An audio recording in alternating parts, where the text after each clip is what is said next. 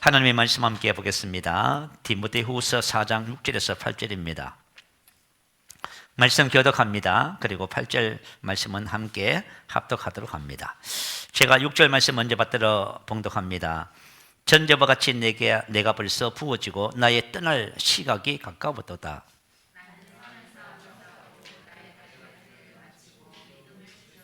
같이 있습니다.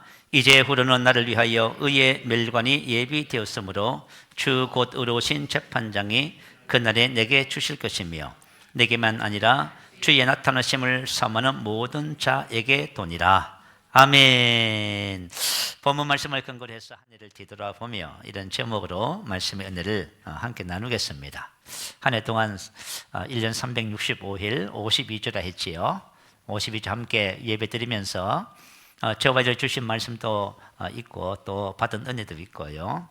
또 우리가 한 해 동안 우리의 신앙을 한번 뒤돌아보면서 사도 바울이 순교를 앞두고 그가 사랑하는 아들 디모데에게 한 이 말씀이 바로 저와 여러분의 한 해의 삶을 돌아볼 수 있는 귀한 이정표가 될 줄로 알아요. 그래서 오늘 말씀을 함께 나누면서 우리의 신앙과 삶을 함께 한번 점검해보고 다시 또 우리 신앙을 세우는 그런 은혜 시간이 됐으면 좋겠습니다. 자, 유종짐이라고 하는 고사성어가 있지요. 끝맺음에 아름다움이 있다, 그런 뜻입니다. 우리가 어떤 일을 시작하면은 중간에 포기하면 안 되겠지요. 반드시 좋은 아름다운 열매를 맺도록 최선을 다하고 그 일을 마쳐야 하는 것입니다. 자, 오늘 2023년을 보내면서요, 사도 바울의 이 유흥과 같은 고백을 통해서 우리의 신앙을 다시 한 번 더 점검해 보면서 유종지미를 이루는 그런 한 해가 되었으면 좋겠습니다. 자, 첫 번째, 나는 선한 싸움을 싸우고 믿음을 지켰으니 라고 고백합니다. 선한 싸움이 있습니다. 선한은 칼로스라고 하는 단어예요. 선한, 좋은, 아름다운, 고상한 그런 뜻입니다. 사도 바울이 일평생 선한 싸움을 싸웠다고 말합니다. 우리가 이 선한 싸움에서 승리할 때 선한 열매를 맺게 되어지고요. 사도 바울은 일평생 이 선한 싸움에 대해서 디모데전서 6장 12절은 이렇게 표현했어요. 믿음의 선한 싸움을 싸우라. 아멘. 자, 선한 싸움은 바로 믿음의 선한 싸움입니다. 자, 왜 우리가 믿음의 선한 싸움을 싸워야 할까요? 저와 여러분은 그리스도인이라 하지요. 저와 여러분의 삶의 방식은 세상 사람과 다릅니다. 세상 사람들은 어떻게 살아요? 보는 것을 따라 살지요. 근데 우리는요, 고린도후서 5장 10절에 보면 우리는 믿음으로 행하고 페리파테오, 믿음의 삶의 방식, 생활 방식. 그래서 저와 여러분 정말 그리스도인이라면은 세상 사람들이 사는 삶의 방식하고 달라야만 합니다. 세상 사람들은 보는 것, 느끼는 것, 감정에 따라서 환경과 상황에 따라서 그렇게 반응하면서 살아갑니다. 그러나 우리는 믿음으로 살아가는 것이에요. 자, 믿음으로 살 때 세상을 이긴다고 하지요. 저와 여러분이 믿음으로 살 때만 세상을 이길 수가 있어요. 그렇지 않으면은 여러분이 영향을 받아서 지금 또 세상의 다양한 문제들로 인해서 고통을 당하고 계시는 거예요. 그래서 우리 그리스도인들의 삶의 방식이 믿음으로 사는 것이기 때문에 믿음의 선한 싸움을 싸워야 된다라고 말씀하고 있습니다. 자, 믿음의 선한 싸움은 어떤 싸움이냐 하면 하나님의 믿음을 소유하기 위한 싸움입니다. 자, 저와 여러분이 하나님의 믿음을 가져야만 합니다. 그럴 때 믿음으로 살 수가 있는 것이지요. 저와 여러분이 하나님의 믿음을 가지고자 할 적에 이 믿음을 가지지 못하도록 방해하는 적이 있습니다. 그걸 가지고 우리는 사단이라고 성경은 말씀하고 있지요. 왜 사단이 우리가 믿음을 가지는 것을 방해할까요? 만약에 저와 여러분이 진리의 말씀에 있어서 믿음으로 행하잖아요. 그러면 저와 여러분은 세상을 이깁니다. 마귀를 이기고 마귀를 정복하고 능가하게 돼 있어요. 그래서 이 세상 신인 사단은 저와 여러분이 그죠? 눈이 어두워서 진리를 보지 못하게 하고 믿음을 가지지 못하도록 방해하고 있습니다. 그래서 저와 여러분 믿음의 선한 싸움은 방해하는 세력이 있기 때문에 싸우는 것이에요. 자, 우리 누가복음 8장에 보면 씨 뿌리는 비유가 있지요. 이 씨 뿌리는 비유를 통해서 하나님의 비밀을 우리에게 말씀해 주고 있습니다. 누가복음 8장 11절 12절 말씀 올려주세요. 우리 한번 읽어볼까요? 이 비유는 이러하니라. 씨는 하나님의 말씀이요 길가에 있다는 것은 말씀을 들은 자니 이에 마귀가 가서 그들이 믿어 구원을 얻지 못하게 하려고 그 말씀을 그 마음에서 빼앗는 것이요. 자, 씨는 하나님의 말씀이라고 하지요. 자, 이 말씀, 하나님의 믿음을 가지는 첫 번째 원리가 뭐라고요? 하나님의 말씀에 있다 그 말이에요. 저와 여러분이 만약에 나는 하나님의 말씀에 별로 관심이 없는데요, 그러면 여러분이 하나님의 믿음을 가질 수가 없어요. 여러분들이 이제 우리가 연초에 성경이 읽혀지네 하면서 이제 구약 성경을 이제 읽고 통독하고 이제 주일날 오후 1시부터 3시까지 훈련을 할 거예요. 왜 우리가 말씀을 이렇게 훈련하냐면 여러분들이 말씀을 가까이 하는 신앙생활을 하도록 여러분에게 도움을 주는 거예요. 여러분 한번 생각해 봐요. 오늘 2023년도에 내가 말씀을 가까이 했다면은 여러분은 믿음의 선한 싸움을 시작을 한 거예요. 그 말씀을 가까이 하지 않았으면은 믿음의 선한 싸움 시작도 못 한 거예요. 여러분 이걸 꼭 기억하셔야만 합니다. 로마서 10장 17절은 기록해요. 그러므로 믿음은 들음에서 나며 들음은 그리스도의 말씀으로 말미암았느니라. 아멘. 자, 믿음은 들음에서부터 나는 거예요. 근데 그 말씀이 뭐예요? 뭘 들어야 돼요? 그리스도의 말씀을 들어야만 합니다. 그래서 믿음이 생기는 거예요. 믿음이라 하는 것은 말씀을 떠나서는 존재하지 않아요. 자, 그래서 저와 여러분이 영생의 믿음을 갖고 싶다. 그러면 뭘 들어야 돼요? 영생의 말씀을 들어야만 합니다. 영생의 믿음을 갖고 싶은데 다른 말씀을 들어요. 구약 성경을 공부해요. 그러면 여러분 영생의 믿음을 못 가져요. 아시겠죠? 의의 말씀을 여러분들이 들어야 의의 믿음을 가지게 되는 거예요. 치료의 말씀을 들으면 치료의 믿음을 가지게 되는 거예요. 아브라함의 축복의 말씀을 들으면 아브라함의 축복의 믿음을 우리가 가지게 되는 것입니다. 그래서 저와 여러분이 말씀을 듣고 믿음을 소유하게 되면은 뭘 얻게 된다 하지요? 구원을 얻게 된다고 하지요. 로마서 1장 16절은 로마서 전체 말씀을 딱 핵심으로 딱 말씀해 주고 있어요. 자, 복음, 모든 믿는 자에게 구원을 주시는 하나님의 능력이 됩니다. 자, 그리스도의 말씀은, 복음은 모든 믿는 자에게 뭘 준다고요? 구원을 준다 그 말이에요. 그래서 중요한 거예요. 그래서 복음이 우리에게 믿음을 주고 이 믿음을 가지면 구원을 받습니다. 어떤 사람이든지 간에 딱 동일해요. 그래서 믿음이 중요한 거예요. 만약에 오늘 저와 여러분 2023년도를 살아가면서요, 나는 어떤 분야에 자유하지 못합니다. 해방받지 못했습니다. 나는 구원을 얻지 못했습니다. 그러면 무슨 뜻이에요? 그 분야에 믿음을 가지지 못했다 그 말이에요. 여러분이 그 분야에 믿음을 가졌으면 여러분은 지금 그 분야의 자유와 해방을 누리게 되는 것입니다. 그래서 예수님은 사람을 접근할 적에 어떻게 보세요? 무슨 우리는 문제로 접근해요. 저 문제가 이렇게 있습니다. 근데 예수님은 그렇게 접근 안 하셔요. 뭐라고 접근하세요? 믿음이 적은 자요. 자, 예수님은 사람의 문제에 대해서 어떻게 접근하신다고요? 믿음의 문제로 접근하시지요. 그러니까 우리는 그렇게 접근을 안 해요. 그러나 내 인생의 삶에 어떤 문제가 있으면 예수님은 믿음에 대한 부분으로 접근을 해 가셔요. 그래서 믿음이 적은 자여 믿음대로 될지어다. 믿는 자에게 능치 못함이 없다. 이렇게 말씀하시는 거예요. 그런데 여기서 이제 마귀가 하는 일이 나오지요. 자, 뭐라고 했어요? 이에 마귀가 가서 그들이 믿어 구원을 얻지 못하게 하려고 말씀을 그 마음에서 빼앗는 것이요. 자, 마귀가 하는 일은 어떤 일이에요? 사람들이 말씀을 믿어 구원을 받지 못하게 하기 위해서 일을 하고 있다 그 말이에요. 그 말씀을 마음에서 어떻게 한다 하죠? 빼앗는다고 하지요. 다시 말하면 말씀이 마음에 심어져서 자라서 믿음을 가지게 되면 구원을 받는단 말이에요. 그러면 마귀가 하는 첫 번째 일이 뭐예요? 그 사람 마음의 밭에 말씀이 심어지지 않도록 말씀을 뺏어가는 일을 하지요. 그러면 어떻게 돼요? 그러면 믿음 자체가 안 되는 거잖아요. 그죠? 그 마귀가 하는 일이 바로 그 일이에요. 그래서 누가복음 8장 15절에 보면 좋은 땅에 있다는 것은 착하고 좋은 마음으로 말씀을 듣고 지키어 인내로 결실하는 자니라. 자, 하나님의 말씀이 우리 마음의 밭에 심어져서 듣고 지키어 인내로 열매를 맺는다고 말씀하고 있습니다.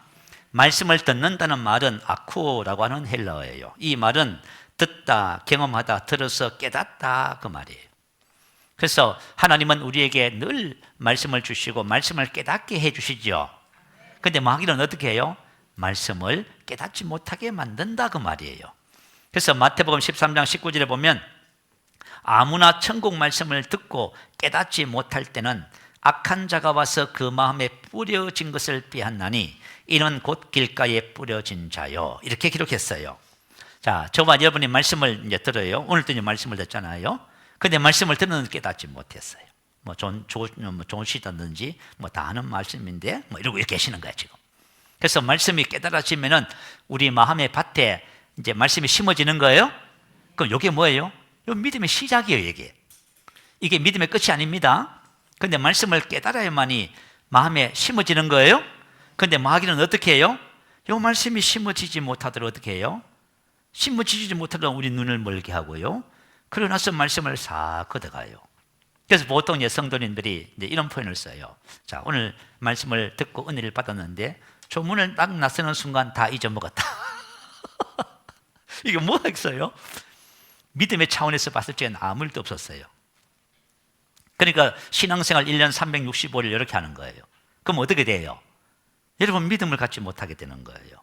그래서 고린도후서 4장 4절에 기록하기를 그 중에 이 세상의 신이 믿지 아니하는 자들의 마음을 혼미하게 하여 그리스도의 영광의 복음의 강체가 비치지 못하게 하니, 그리스도의 영광의 복음의 강체, 계시, 조명, 밝힘입니다. 우리 안에 계신 성령님은 그리스도의 영광의 복음의 강체가 비치게 하는 거예요. 다시 말하면 말씀에 대한 계시를 주셔서 깨닫게 해주시는 거예요. 그런데 마귀는 어떻게 한다고요? 사람의 눈을, 마음의 눈을 멀게 해서 강체가 마음에 비치지 못하게 한다 그 말이에요. 다시 말하면 말씀을 듣긴 들었는데 깨닫지 못한다 그 말이에요. 이게 이제 마귀가 하는 일이에요. 그러면 여러분 한번 생각해 봐요. 믿음의 선한 싸움이 뭘까요? 저와 이제 말씀을 들었으면 말씀을 붙잡고, 여러분들이 말씀을 고백하고 계시기도 영의 기도하시면서 말씀이 여러분 마음판에 심어질 대로 해야 된다 그 말이에요. 근데 만약에 이것을 나는 지금 못하고 있습니다 하면은 여러분이 믿음의 시작도 못하는 거예요. 그래서 믿음 생활이라고 하는 것은 그냥 되는 것이 아닙니다. 반드시 말씀을 듣고 깨달아서 마음에 심어야만 합니다. 근데 마귀가 이것을 못하도록 방해한다 그 말이에요. 그러니 우리 믿음이 말이죠, 그죠? 신앙생활을 이렇게 오래 해도요, 전부 다 하는 말이 뭡니까? 난 믿음이 없어요, 목사님. 믿음이 없다고 하는 거예요. 그러나 정말 내가 믿음을 가지면 뭐라고 말해요? 목사님 좀 믿어요, 이렇게 말하겠지요, 그죠? 그러면 여러분들이 그 사실을 믿었다면 여러분이 인생의 삶의 문제가 지금 다 해결된 거예요. 그래서 여러분 오늘 믿음의 선한 싸움이 무엇인지를 정확하게 이해를 하시기 바래요. 믿음의 선한 싸움의 첫 번째는 하나님의 말씀 안에 믿음이 있어요. 그 말씀을 내가 듣고 깨달아서 마음에 심어야 되는 거예요. 그런데 마귀가 이걸 못하게 하는 거예요. 그래서 저와 여러분이 말씀이 안 깨달으시거든 그 말씀을 붙잡고 여러분이 고백하시고 영으로 기도하셔요. 그러면 말씀에 대한 이해력과 통찰력이 딱 주어져요. 그래서 디모데후서 2장 7절에 이렇게 기록했어요. 내가 말하는 것을 생각해보라, 숙고하라 그 말이에요. 묵상하라 그 말이에요. 주께서 범사에 내게 총명을 주시자, 이해력과 통찰력을 주시는 거예요. 그 말씀을 깨닫게 해주시는 거예요. 이게 믿음의 첫 번째 단계고요. 자, 믿음의 두 번째 단계, 마귀가 하는 두 번째 일이에요. 말씀을 듣고 깨달아서 하나님의 말씀을 내 마음에 심게 되면은 마귀가, 그죠? 어떤 일을 하냐면 우리는 말씀을 듣고 지켜야만 합니다. 지켜야 돼요. 씨가 심어졌으면 지켜야지요. 그리고 인내로 결실하게 되는 거예요. 그런데 들어서 말씀을 마음에 심었더니 마귀가 두 번째 뭐 해요? 그 심어 있는 것을 흔들어서 뽑아가는 거예요, 이게. 그죠? 참 희한하지요? 몇 해 전에 우리 밭에, 교회 밭에 땅콩 심은 거 기억나세요? 땅콩을 심었어요. 땅콩을 심었더니 아침에 가보면은 땅이 파져 있어요. 이거 누가 그랬나 싶었어요, 저는. 고양이가 그랬나 싶었더니 장기사님 하는 말이 그 까치가 파먹었대. 맞아요. 심어 놓으면 파먹고 심어 놓으면 파먹고. 그래서 땅콩 농사 포기했습니다. 그거 지켜야 되는 거예요. 지켜야 되는 거예요. 그죠? 못 지키면 그죠? 소득이 없어요. 여러분 제주도 까치 이야기 들어보셨어요? 원래 제주도에는 까치가 없었답니다. 1989년도 일간 스포츠 신문사에서요, 창간 20주년을 맞이했어요. 아시아나 항공의 도움을 받아서 제주도에 까치를 풀었답니다. 어떻게 했냐면은 전국의 각지에서 까치 46마리를 포획을 했대요. 그래서 제주도에서 적용하기 위해서 해양 적응 훈련까지 시켰답니다. 그랬더니 제주도에서 신문에 났어요. 드디어 제주도에 까치 울음소리를 듣게 되었습니다. 근데 지금 어떻게 됐을까요? 지금은 말이죠, 까치가 얼마나 번성을 했는지 제주도의 생태계를 파괴하는 대표적인 주범이 되었다, 이렇게 신문이 났어요. 이게 무슨 말이에요? 농사를 망치고 있다 그 말이에요. 강굴 농사를 망치고요. 특히 딸기 농사 짓는 사람들은 뭐라고 하냐면, 딸기를 이렇게 심어 놓으면 그죠, 까치들이 와서 반은 그죠, 까치들이 먹는데요. 그리고 반은 거둔대요. 야, 그래서 농사 짓는 사람들은 바로 농작물을 해치는 그런 짐승이나 이런 것으로부터 그 농산물을 보호해야 됩니다. 우리도 마찬가지예요. 신앙도 마찬가지예요, 여러분. 신앙도 심었으면 이것을 지켜야 된다 그 말이에요. 자, 마귀가 베드로에게 어떻게 역사하는지 한번 볼까요? 누가복음 22장 31절 32절에 보면요, 시몬아 시몬아 보라, 사탄이 너희를 밀가부로 듯하려고 요구하였으나 그러나 내가 너를 위하여 내 믿음이 떨어지지 않기를 기도하였노니 너는 돌이킨 후에 내 형제를 굳게 하라. 자, 시몬아 시몬아, 사탄이 지금 역사한다 그 말이에요. 사탄이 뭘 한다고요? 밀가부르듯 하려고 요구했다 그 말이에요. 밀가부른다는 말이 뭘까요? 자, 여러분 시골에서 자란 분들은 아실 거예요. 자, 이게 채로가 있어요. 채, 이렇게 생긴 채가 있잖아요. 채에다가 곡식을 올려놓고 까불죠. 까불면 어떻게 돼요? 그죠? 껍질은 날아가고 그냥 알곡만 모으는 거지요. 그런데 사단이 이 베드로와 제자들 믿을 까부듯이 한답니다. 왜요? 믿음이 떨어지게 하려고. 그래서 그러나 내가 너를 위하여 내 믿음이 떨어지지 않기를 기도했다고 주님이 말씀하십니다. 믿음이 떨어진다 이 말은 약하여지거나 없어지는 것을 말해요. 마귀가 우리가 그죠? 이제 믿음이 시작돼요. 심어서. 그럼 어떻게 돼요? 막 흔들어요. 환난과 핍박과 유혹을 통해서 막 흔들어. 그래서 어떻게 돼요? 그 믿음을 그죠? 싹 뽑아가 버리는 거예요. 그래서 베드로가 뭐라고 말합니까? 주여 내가 주와 함께 오게도 죽는 데에도 가기를 각오하였나이다. 이 베드로의 믿음이에요. 이 마귀의 목적은 뭐예요? 베드로의 이 믿음을 뺏어가는 겁니다. 잠시 후에 환난과 핍박과 어려움이 닥쳐왔어요. 그랬더니 베드로가 어떻게 했습니까? 예수님을 3번 부인하고 맹세하고 저주했다 하지요. 믿음이 딱 떨어져 버렸습니다. 그런데 예수님께서 베드로의 믿음을 위해서 중보기도 하셨다고 말씀하시지요. 자, 이와 같이 마귀가 하는 일이 뭐냐 하면 저와 여러분이 믿음이 자라서 성장해서 열매 맺지 못하도록 중간에서 가로채 간다 그 말이에요. 그것이 뭐죠? 환난과 핍박. 혹시 여러분들이 만약에 치유를 위해서 기도하면요, 내가 치유의 믿음을 가지고 막 고백해요. 그러면 더 아파지네. 더 문제가 커지고 심각해져요. 그럼 어떻게 돼요? 그만 포기하고 마는 거예요. 고백해도 안 되네, 이렇게 되는 거예요. 근데 왜 그런 일이 벌어지냐 그 말이에요. 다시 말하면 마귀가 우리의 믿음 자체를 뽑아가려고 지금 역사하고 있다 그 말이에요. 그래서 건신하라, 깨어라. 너희 대적 마귀가 우는 사자같이 두루다니며 상길차를 찾나니 너는 믿음을 굳건하게 하여 그를 대적하라 하지요. 그러면 저와 여러분이 어떻게 해야 돼요? 말씀을 붙잡고요, 사단을 대적해야만 합니다. 그리고 그 말씀에 의해서 뿌려진 그 믿음을 굳게 붙잡아야만 합니다. 그럴 때 저와 여러분이 믿음의 선한 싸움에서 승리하게 되는 것이에요. 그래서 여러분, 믿음의 선한 싸움이 뭐예요? 환경과 상황 속에서 나타나는 그런 문제들을 뛰어넘는, 감각을 뛰어넘는 싸움이 바로 믿음의 선한 싸움입니다. 마태복음 14장에 보면은 풍랑길을 걷게 된 베드로 이야기가 나와요. 자, 배를 타고 건너가는데 풍랑이 일었습니다. 그래서 원래 바다에서 고기를 잡던 어부들도 그 풍랑으로 인해서 밤새 고난을 당했습니다. 그런데 새벽 미명이 될 그 시점에서 그 풍랑이 있는 바다 위를 걸어오는 분이 계셨어요. 그래서 제자들이 놀랬지요. 그러니까 주님께서 뭘 하셨어요? 안심하라, 내니 두려워하지 말라 이렇게 말했습니다. 그런데 내니라고 하는 말이 무슨 뜻이냐면 나는 나다 그 말이에요. 이 말은 무슨 뜻이에요? 구약성경에 보면 모세가 하나님의 이름을 묻잖아요. 하나님 당신의 이름이 무엇입니까? 나는 나다 그랬어요. 무슨 말인지 알겠지요? 그래서 나는 나다 이 말은 바로 유대인들은 알아요. 하나님의 자기 선언이에요.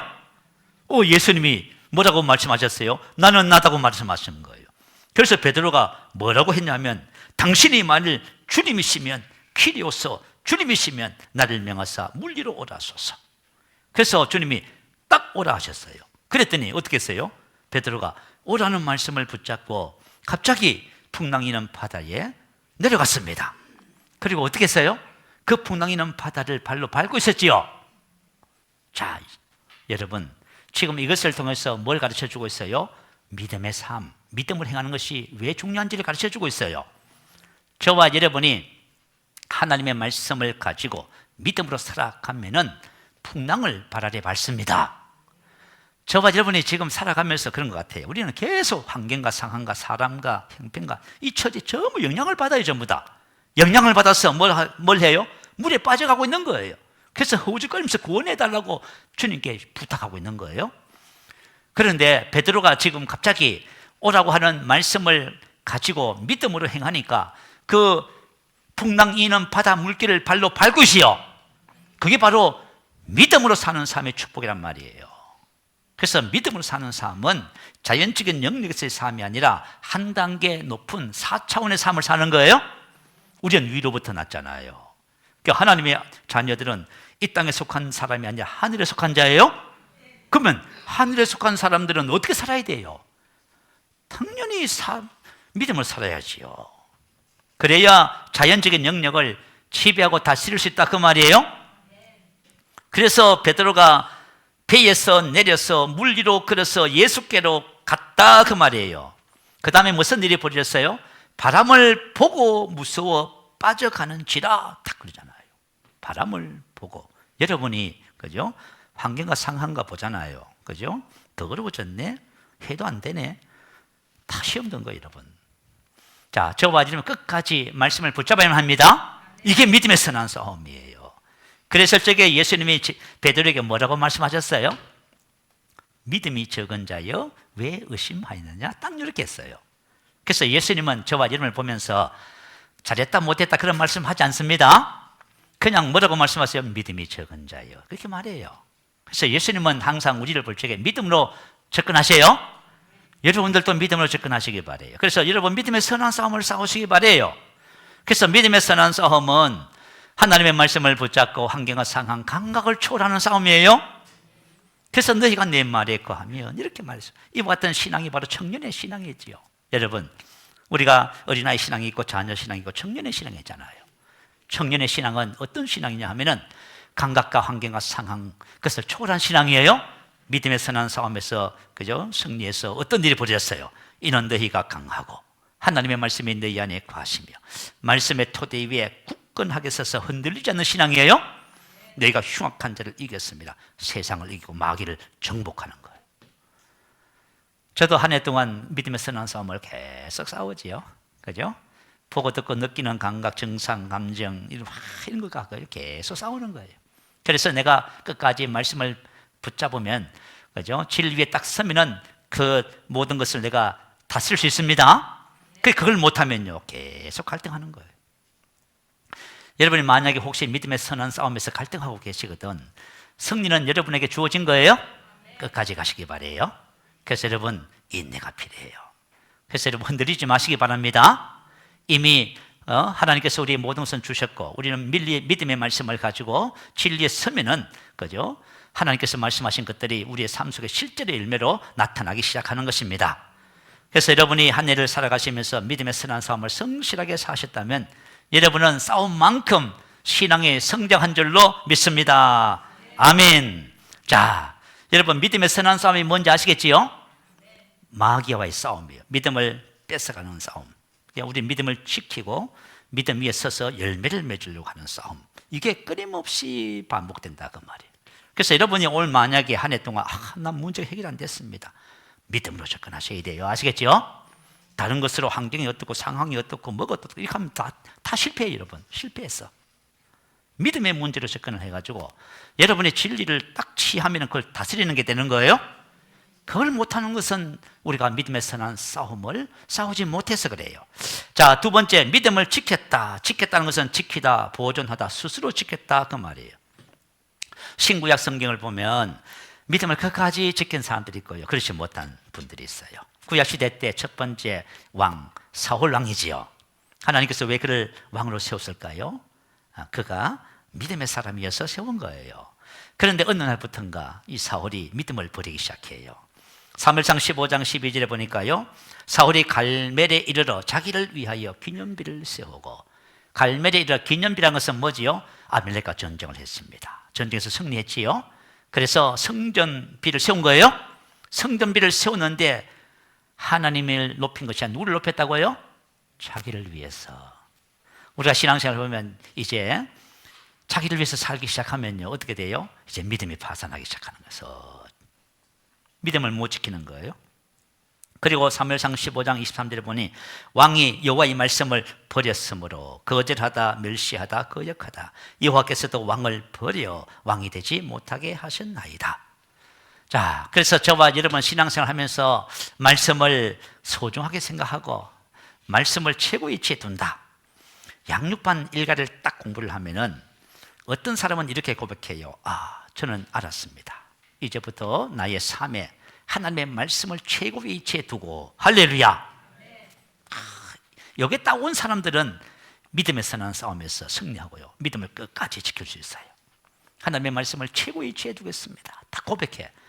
우리 옛날에 예수 선교사나 다닐 적에요, 한 자매님이 간증을 하더라고요. 말씀을 듣고 깨달았습니다. 하나님의 말씀을 내 인생의 최고의 위치에 두겠습니다. 그런데 우리가 하나님의 말씀을 이제 무시하기 시작하면 어떻게 돼요? 파산하는 거예요. 그럼 잘 기억했어요. 자, 말씀을 버리면 하나님을 버리는 것이고 믿음에 파산합니다. 솔로몬 왕이 어땠습니까? 하나님의 마음이 합한 자였죠, 그죠? 그런데 하나님의 말씀을 거역했어요. 뭘 거역했냐면 솔로몬 왕이 뭐라고 했냐면 후궁이 700명이요 첩이 300명이었다. 그랬어요. 사랑했답니다. 그런데 하나님이 뭘 하셨냐면 서로 통혼하지 말라. 그들이 반드시 너희의 마음을 돌려 그들의 신들을 따르게 하리라 하셨으나 솔로몬이 그들을 사랑하였더라. 솔로몬이 하나님의 말씀을 가볍게 여겼어요. 그럼 어떤 일이 벌어졌어요? 이 여인들이 솔로몬 왕의 마음을 돌려버렸어요. 그래서 뭐 했어요? 우상을 왕궁에 세워놓고 우상 숭배에 솔로몬이 참여했습니다. 그래서 저와 여러분 신앙은 하나님의 말씀을 가볍게 생각하는 그 순간부터 어떻게 돼요? 믿음을 못 지킵니다. 나도 모르게 믿음을 못 지키는 거예요. 신약 시대에 오면 또 가룟 유다가 있잖아요, 여러분. 가룟 유다가 믿음을 못 지킨 거죠, 그죠? 하나님의 사도로 부름을 받았어요. 그런데 뭘 못 버렸다고요? 물질에 대한 욕심을 버리지 못했어요. 여러분, 우리가 믿음을 못 지키는 거 간단해요. 여러분은 혹시 버리기 싫은 거 있어요? 버리기 싫은 거, 솔로몬이 그 여인들을 사랑한 그거 하나, 저와 여러분이 버리지 못한 그거 하나 때문에 시험이 들어서 믿음을 끝까지 못 지키는 거예요.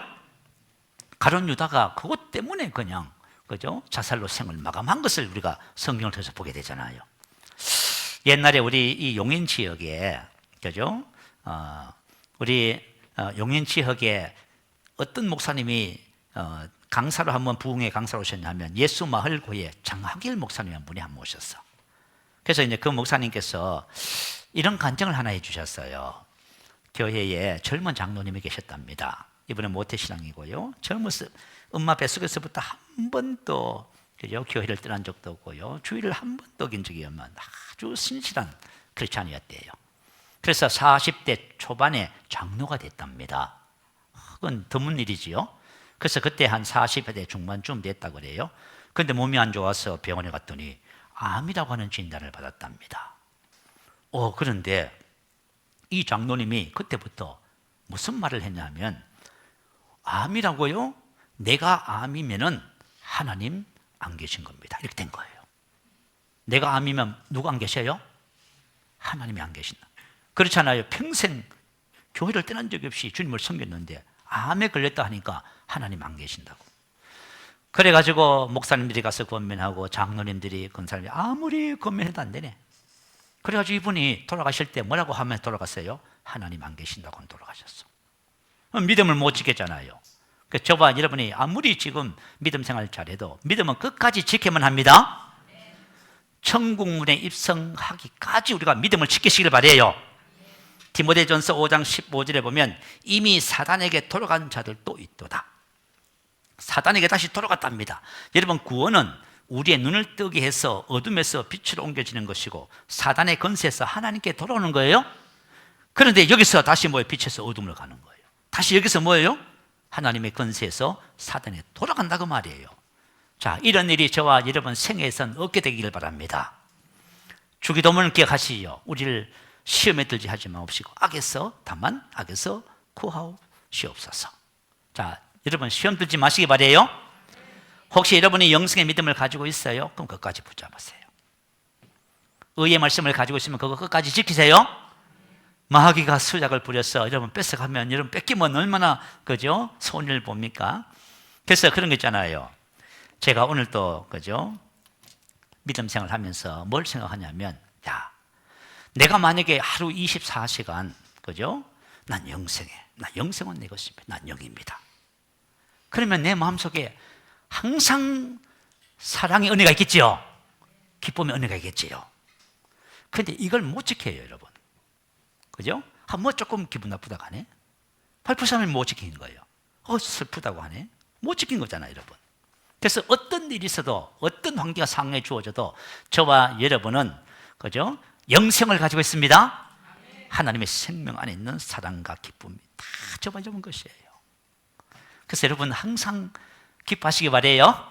항상 사랑으로 가득하길 바래요. 그래서 여러분들이 우리가 가지고 있는 이 그죠? 하나님의 말씀은 진리를 여러분 끝까지 지키시길 바래요. 할렐루야. 자, 두 번째는 큰 두 번째입니다. 자, 한번 볼까요? 본문 한번 볼까요? 나는 선한 싸움을 싸우고 믿음을 지켰습니다. 두 번째는 나의 달려갈 길을 마치고. 자, 사도 바울이 달려갈 길이란 것이 뭘까요? 그것은 바로 하나님께서 사도 바울에게 주신 사명을 말합니다. 사도행전 20장 24절 말씀 올려주세요. 같이 한번 읽어볼까요? 내가 달려갈 길과 주 예수께 받은 사명 곧 하나님의 은혜의 복음을 증언하는 일을 마치려 하면은 나의 생명조차 조금도 귀한 것으로 여기지 아니하노라. 바울이 내가 달려갈 길과 그의 달려갈 길이 뭐죠? 주 예수께 받은 사명 곧 하나님의 은혜의 복음을 증언하는 일이었습니다. 사도 바울의 달려갈 길은 바로 주님께서 주신 사명이었다고 말이에요. 근데 그 사명이 뭐였어요?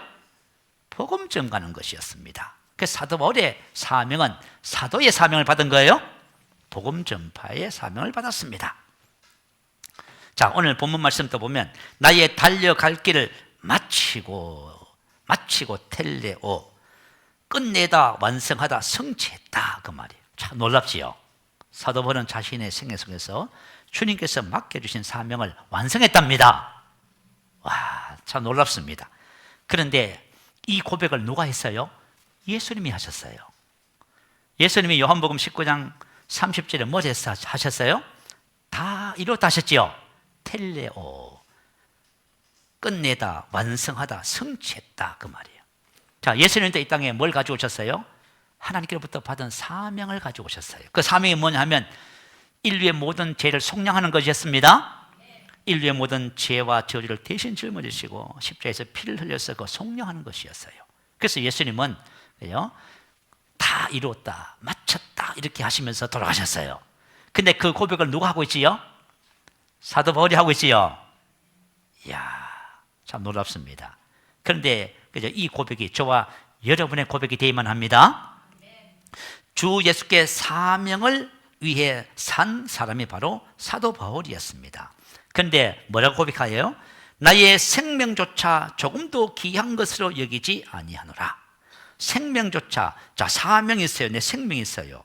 생명보다 뭐가 더 귀하다고요? 사명.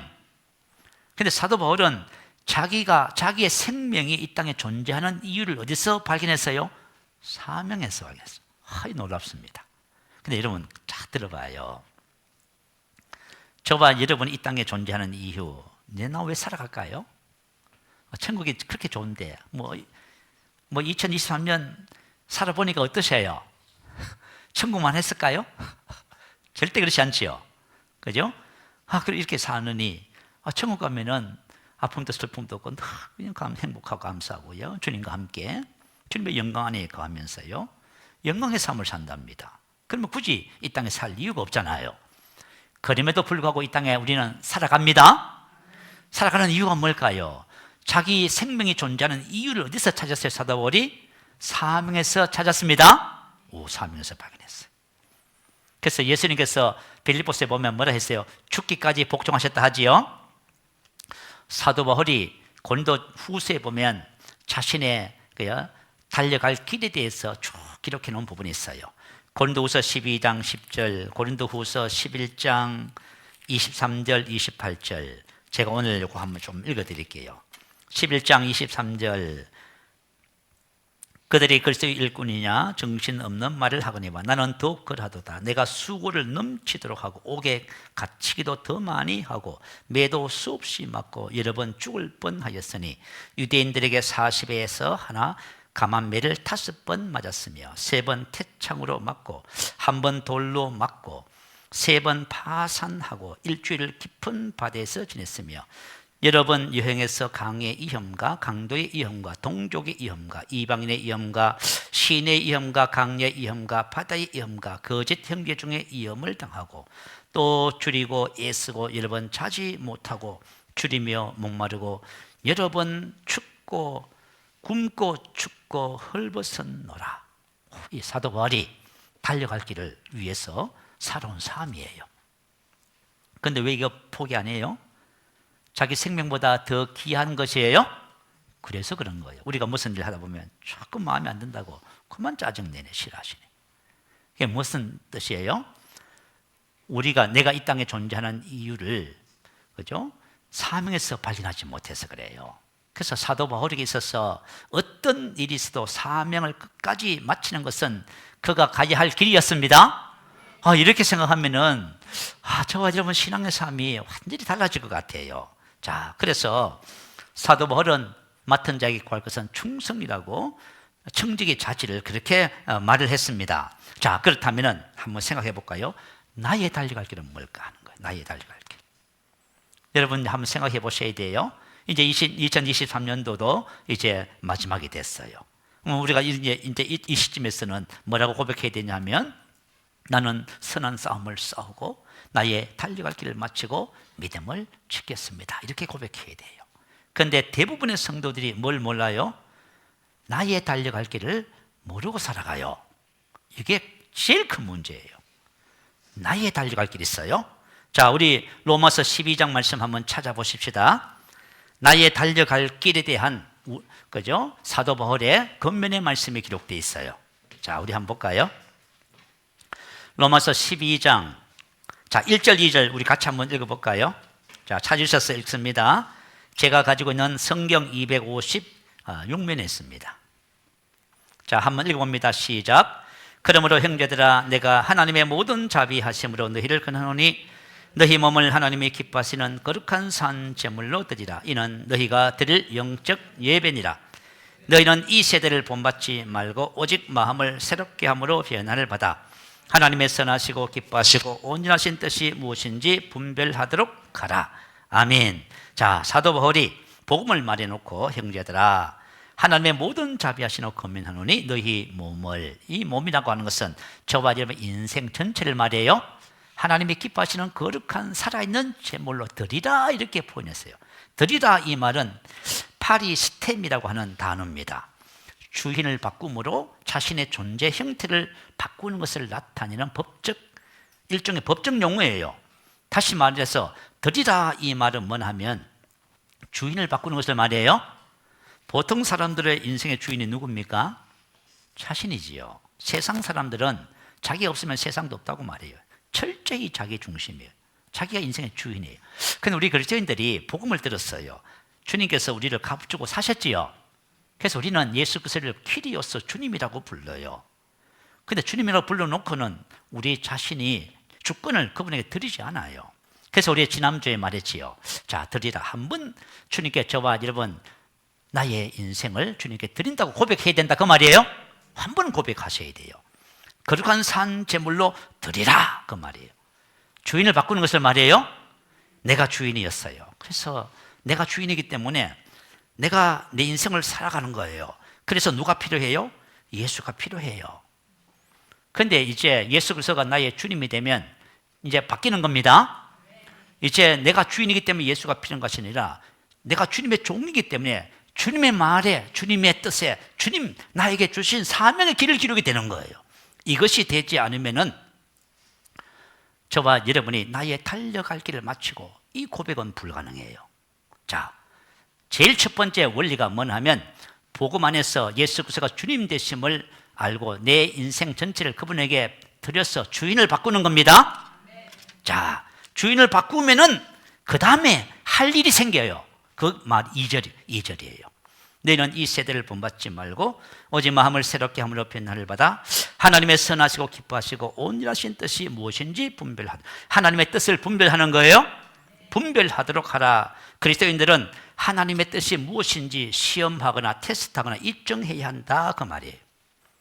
하나님, 저는 주님의 것인데 주님, 저에게 이 땅에 내가 살아가는 날 동안 무엇을 하기를 원하십니까? 하고 종이 주인의 음성에 귀를 기울여야 된다 그 말이에요. 그러면은 주님의 뜻이 우리 마음에 밝혀져요. 3절부터 8절이 바로 그 얘기예요. 하나님께서 각 지체에 주신 사명이 있다 그 말이에요. 이 부분만 있는 것이 아니라 다른 데도 많이 있어요. 각자 주어진 사명이 있어요. 어떤 사람은 사업이 사명이에요. 사업을 사명으로 하는 사람하고 사업을 내가 성공하기 위해서 하는 사람하고는 달라요. 무슨 말인지 알겠지요? 내가 직장 생활을 내가 지금 하고 있는 그 일을 사명으로 알아서 하는 것하고 내가 이곳에 성공해야 되고 돈을 벌어야 되고 이렇게 접근하는 사람은 삶 자체가 달라요. 무슨 말인지 알겠지요? 그래서 저와 여러분이 인생을 살아가는 모든 것을 하나님께서 종에게 주신 하나님의 뜻 사명으로 그것을 받아서 만들어 가야 돼요. 그래야 저와 여러분이 그죠? 바르게 가게 돼 있는 것이에요. 그래서 자, 이렇게 쭉 설명을 한 다음에 로마서 12장 11절에 뭐라고 기록해요? 자, 한번 보십시다. 한번 읽어보십시다. 부지런하여 게으르지 말고 열심을 품고 주를 섬기라. 이렇게 말했어요.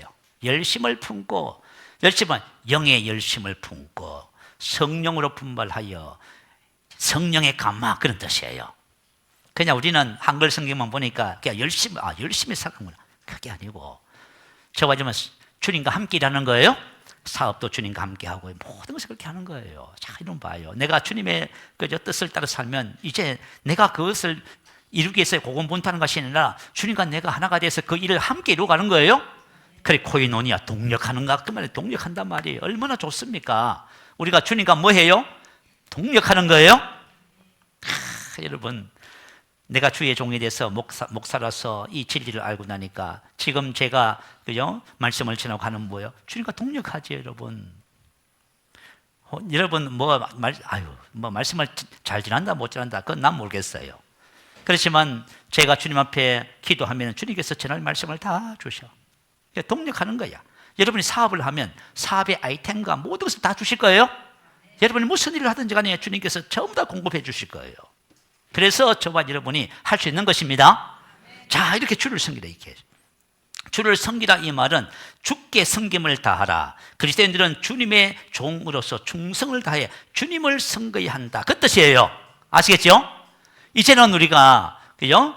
내가 이 일을 통해서 누구를 섬기는 거예요? 주님을 섬기는 것입니다. 봐요. 이게 영적 예배라는 거예요. 영적 예배. 그죠? 교회 와서 예배 드렸습니다. 어떤 사람은 그러더라고. 1년 365일 52주 한 번도 난 예배 빠진 적이 없습니다. 그래서 나는 신앙에 성공했습니다. 그게 왜 성공이에요? 그게 하나님께서 가장 기뻐하시는 신령한 영적 예배는 그런 게 아니에요. 여러분의 삶에서 드려지는 모든 것들이 영적 예배란 말이에요. 깨달으셨으면 아멘. 여러분, 이와 같은 삶이 그죠? 바로 나의 달려갈 길을 마치고 이 사도 바울의 고백이에요. 이게. 자, 그러면은 어떤 일이 벌어져요? 자, 마지막이에요. 8절 한번 볼까요? 자, 디모데후서 4장 8절입니다. 이제 후로는 나를 위하여 의의 면류관이 예비되었으므로 주 곧 의로우신 재판장이 그날에 내게 주실 것이며 내게만 아니라 주의 나타나심을 삼하는 모든 자에게 도니라. 아멘. 자, 의의 면류관이 예비되어 있습니다. 의의 디카이오신에 그의 의무를 이행하는 자의 상태, 의로움, 하나님께 받아들여 줄 수 있는 조건, 하나님이 요구하시는 의, 등 이런 뜻을 갖고 있어요. 의의 면류관이라는 것은 뭔 뜻이에요? 하나님께서 인정하는 삶을 살았다 그 말이에요. 하나님께서 주인이 그죠? 착하고 충성된 종아. 이제 그죠? 이 소리를 들을 만한 그 삶을 살아온 거예요. 내가 목회를 했으면 아니에요. 내가 목회를 했다고 인정받는 것도 아니고 내가 주님 앞에 뭘 했다고 인정받는 것이 아니에요. 믿음의 선한 싸움을 싸우고 나의 달려갈 길을 마치고 믿음을 지켰으니, 그래서 의의 면류관이 딱 준비되어 있는 거예요. 그래서 그날에 주님께서 저보고 뭐라고 할 것 같아요? 착하고 충성된 종아, 내가 작은 일에 충성하였으니 할렐루야. 이제 이때 모든 것이 결판나는 거예요. 근데 사도 바울뿐만 아니라 주의 나타나심을 삼하는 모든 자입니다. 저와 여러분 똑같아요. 저와 여러분도 그죠? 주의 나타나심을 사모하잖아요. 그러면 이런 삶을 살아요. 내가 주님 앞에서 살아가는 거예요. 자, 저와 여러분 이 땅에서 이루어놓은 모든 것들은 전부 다 불타 없어집니다. 그런데 저와 여러분이 그죠? 주님 앞에서 오늘 말씀하신 대로 바르게 삶을 살았잖아요. 그러면 의의 면류관이 예비되어져 있습니다. 할렐루야. 나는 저도 그렇고요. 저도 의의 면류관을 그죠? 받게 될 줄로 믿습니다. 여러분도 다 마찬가지예요. 저와 여러분도 의의 면류관을 다 받게 될 거예요. 그때 한 사람 한 사람에게 주님이 말씀하실 거예요. 착하고 충성된 종아, 이렇게 말씀하실 거예요. 할렐루야. 우리 말씀을 생각하면서 우리 한 해를 마무리하면서 나는 믿음의 선한 싸움을 싸우고 지금까지 믿음을 지켰는가를 바라보시면서 유종지미를 거두게 되시길 바라요.